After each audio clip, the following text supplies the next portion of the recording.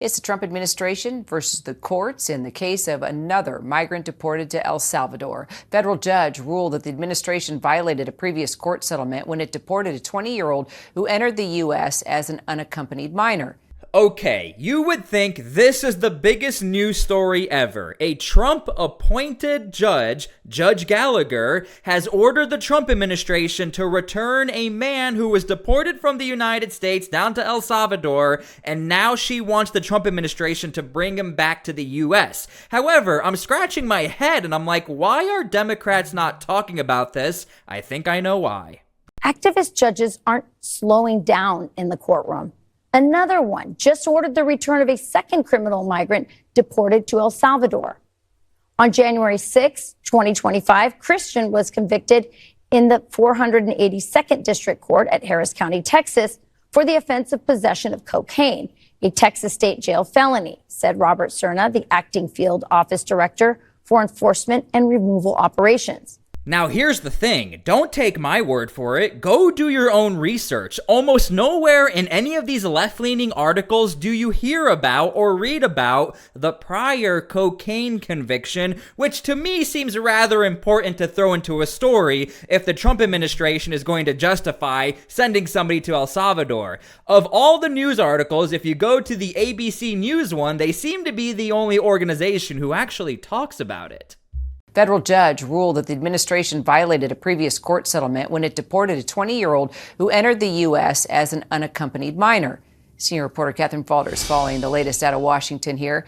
So the judge referenced Kilmar Abrego Garcia in his ruling, but in this case, the government is not admitting that it made a mistake.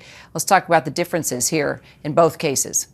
Yeah, the government in this case, Kira, is not admitting that they made a mistake, as you know, despite the judge in this case, who is a Trump appointee, ordering the government to facilitate this man's return back to the United States. Now, to break this down a bit, there are multiple differences here, one of which is that this was, as you just note, in violation of a previous court settlement. And this was according to an order that the judge issued. This was a court settlement, a class action case back in 2019. So it was in violation of that. And this man who goes, he was referenced, his name is redacted. He was referenced with a pseudonym Christian is the name that is used in these filings. So essentially this group that sued the government, essentially they want to have their asylum applications adjudicated while they remain in the United States. So it wasn't just that he couldn't be deported to El Salvador, it was he couldn't be deported really anywhere. Now, when you start to dig into the details of this case, comparing Mr. Kilmar to Christian might not be the best idea for Democrats,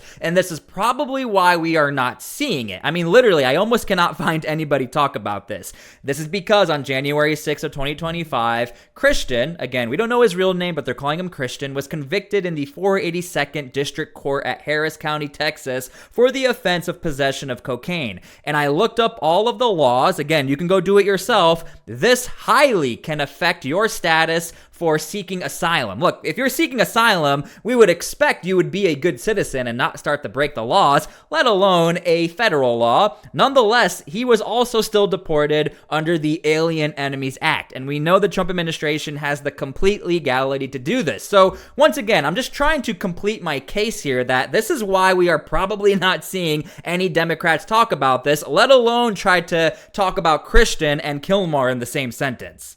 In this settlement, the parties settled in 2024. So what's happening here is that the government doesn't believe that they violated this settlement. They say that he was deported there because they allege that he was a member of a gang.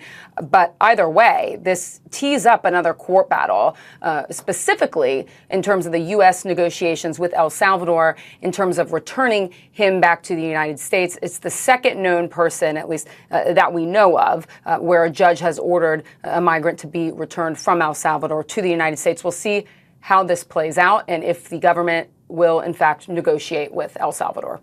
So the judge also ordered the government not to remove other individuals also covered by the settlement. Are they obeying that order? It's a good question. We at least don't have reason to believe that they aren't obeying that order at this point. The plaintiffs who are representing this group say that it appears only one was wrongfully deported, and this is the one that we're talking about and referencing here. But at the same time, there's just no way really of knowing at this point, or at least having confidence, that some of these others won't be caught up in these deportations. But it doesn't seem like at this point, Kira, that any additional people have been removed that are. Now look, to the Trump administration, this story means nothing, and the broader sense of this story really seems to be, where are all of these judges coming from, whether Democrat or Republican? Where are they coming from all of a sudden to be so in the public spotlight and tell the president of the United States what to do? Now, everyone's favorite, Stephen Miller, has this to say about the situation. That many of the people in this room for 4 years failed to cover the fact that Joe Biden was mentally incompetent and was not running the country. It is also true that many people in this room who have used this talking point that Elon is not elected fail to understand how government works. So I'm glad for the opportunity for a brief civics lesson. A president is elected by the whole American people. He's the only official in the entire government that is elected by the entire nation, right? Judges are appointed, members of Congress are elected at the district or state level. Just one man. And the Constitution, Article 2, has a clause known as the vesting clause, and it says the executive power shall be vested in a president, singular.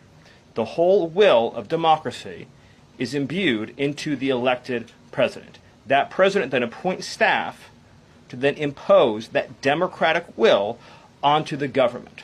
The threat to democracy, indeed the existential threat to democracy, is the unelected bureaucracy of lifetime tenured civil servants who believe they answer to no one, who believe they can do whatever they want without consequence, who believe they can set their own agenda no matter what Americans vote for. Now, one of the biggest questions I keep seeing on the internet is there anything you can do about these judges who seem to be overstepping just a little bit? And by the way, it's not only Republicans asking this, there are Democrats who are well aware, look, if things flip and Democrats get what they want in their favor, what happens if Republican judges or judges that don't like us, what if they start to flip on us? Well, Newt Gingrich seems to have an answer. There's a great question from Incognito, who asked why Congress isn't doing more to deal with these district judges who seem so out of control. Well, I can talk about that because I actually testified at a Judiciary Committee hearing in the House just about a week ago, talking about the need to restrict district courts to local district decisions and not allow district court judges to make nationwide decisions that affect everybody as though they were an alternative president. I'm delighted to report that Congressman Darrell Issa actually passed a bill which would block district courts from having nationwide injunctions and instead limit them to their own district. It went through the House. Senator Grassley has a similar bill in the Senate. I suspect it'll pass, and I suspect that President Trump will sign it. So Congress is moving to put district judges back in their district and not allow them to pretend that they're alternative presidents. And again, as somebody who follows the news 24/7 and I try to give you guys the best information I can, even I have not heard about this, and I am following all of this stuff 24/7. So this is some great news. I'm sure everyone can get on board that if the title of your job is district judge, yet you can control the fate of 365 million Americans, that is a little problematic. Again, I don't even think Democrats would be opposed to this. For anybody who is opposed to this, even Republicans, I do question your morality and who you really are in government, but that is my opinion. You guys can leave your opinions down below. Well, first of all, the president has said he will follow the Supreme Court's decisions. He's always said that about all of these cases. They may have some differences of opinion about the rendering of certain decisions and how to handle and implement certain decisions, but the president has always said he's going to follow the decisions. Now, I do think that these individual district court judges that are being selectively shopped by people who oppose the president trying to issue nationwide injunctions and stop the president from governing, I think that's a real problem. I mean, it's a constitutional crisis, in my opinion, for these individual district court judges to try to tie up Donald Trump. I mean, it's obvious what they're trying to do, which is to run out the clock until he's no longer in office. It's sort of what the Democrats did the first time around. They don't want him to be able to govern. Now, the Supreme Court, as you pointed out in the polling, people have a lot of respect for it, and so does President Trump. So I really do think that if he's allowed to govern, if he's allowed to do the things that he ran on, if he's allowed to continue to, deport illegal aliens, if he's allowed to continue to do the things he told the American people he was going to do, he'll be fine. But the truth is he's running into a wall of resistance in some of these individual federal district court judges. And I think the Congress honestly needs to step in, or the Supreme Court needs to step in, because it's not right what they're doing to this presidency. Look, the American people voted for this. American people voted for Donald Trump. This is number one issue. Vast majority of Americans want illegal aliens moved from this country. And it's done humanely. However, we got to remember this. There are millions of people standing in line, taking their tests, doing their background investigation, paying their fees to be part of the greatest nation on earth. They're sitting in the back seat while 10.5 million illegal aliens came to this border, enter this country illegally, which is a violation of law. There's right way and right way to come to this country legally. The people who came across, they call them asylum seekers, but you and I both know, if you look at the immigration court data, 9 out of 10 of those so-called asylum seekers will end up with an order removal. They overwhelm the system on purpose. Why? Because they know it's going to take 5, 7, 9 years to have a hearing, which they will lose, but now they have U.S. citizen kids. Now they own equities. Now there may be Democratic administration in power, which will award amnesty. They're playing the long game, but we're enforcing laws as enacted by Congress, which you're a member of. We're not making this up. We're enforcing laws on the books, including the Alien Enemies Act, which is an act created by Congress. We're simply using laws on the books to make this country safe again. And we're very eager to help. We know that you have a crime problem, a terrorism problem that you need help with. And we're a small country, but if we can help, we will do it. And we actually turned the murder capital of the world, that was the journalists call it, right? Murder capital of the world, into the safest country in the Western Hemisphere. And, if sometimes they say that we imprison thousands. I like to say that we actually liberated millions. So, That's very good. Who gave him that line? Do you think I can use that? Yes. And in fact, Mr. President, you have 350 million people to liberate. Yeah. But to liberate 350 million people, you have to imprison some. That's the way it works, right? You cannot just free the criminals and think crime is going to go down magically. You have to imprison them so you can liberate 350 million Americans that are asking for the end of crime and the end of terrorism. And it can be done. I mean, you're doing it already. And I'm sure that people have seen the change in the streets. A long way to go, because you're just initiating your second term. But it's clear that, with the numbers at the border, even in Democrat-run cities, they get a help from the work you're doing.